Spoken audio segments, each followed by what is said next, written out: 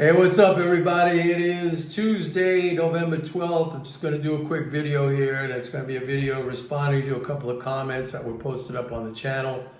One commenter said, yeah, no kidding, rates are going up.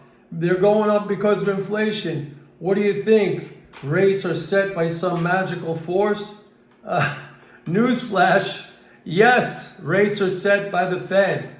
The Fed has monopoly power to set rates. The U.S. government, as the issuer of its own currency, can decide what rate. And I'll tell you this right now, buddy. If the Fed decided to put rates at zero all along the curve till infinity, it has the power to do that because it could buy treasuries to infinity and keep the rates at zero all along the curve. So I'll tell you, if the Fed came out tomorrow and said, we are setting rates permanently at zero, all rates along the curve would go to zero. So yes, it's not magical. That's the way it works. Maybe in your mind it's magical.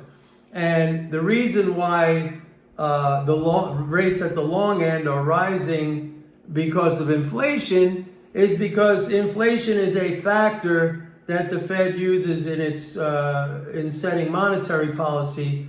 So all rates at anywhere along the curve are a reflection of Fed policy over that time period. So it just reflects what investors think the Fed is going to be doing at some point in the yield curve, at some point in the curve.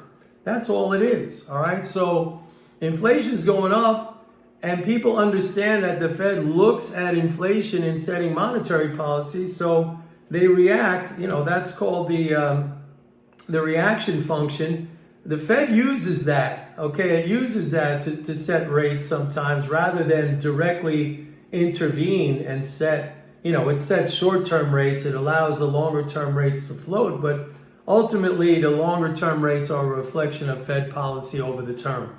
The other thing he said is like, of course the government pays interest on its own money because otherwise nobody would buy the securities. Well, here's another news flash. Nobody has to buy the securities. As a matter of fact, it's stupid that these securities are even issued anymore. These go back to pre-1933, pre-gold standard era, when the government issued securities to take the gold because the gold was the basis of its money, of its ability to spend. So it would exchange that for securities. Right now, the issuance of securities is an anachronism. We shouldn't even have it.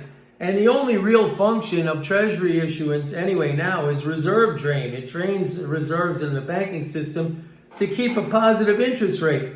And again, like I said the other day, there's no need to keep a positive interest rate because all you're doing is you're paying rich people and you're paying, financial institutions.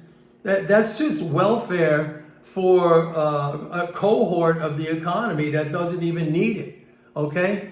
If you stopped selling treasuries, nothing would happen other than the banking system would be filled up with reserves. The interest rate would automatically drop to zero. Maybe it would drop even negative. And that's the only thing that would happen. The government still has the ability to spend because, first of all, you can't even buy a treasury unless you have the dollars to buy it because U.S. treasuries can only be bought with U.S. dollars. So where do you think the dollars have to be in the system before any treasury can be sold? So the spending comes first, puts the dollars in the system, and then people or institutions swap those dollars for treasuries, which are essentially dollar equivalents, to get a little bit of an interest rate boost. That's it.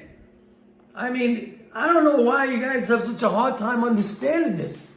This stuff is so simple. It's so basic. And you're just really so deep into your mythology that, I don't know. Anyway, I just wanted to do that. What the guy said is completely wrong.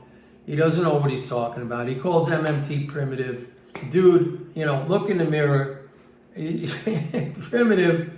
Oh boy. I mean, ridiculous. Just ridiculous.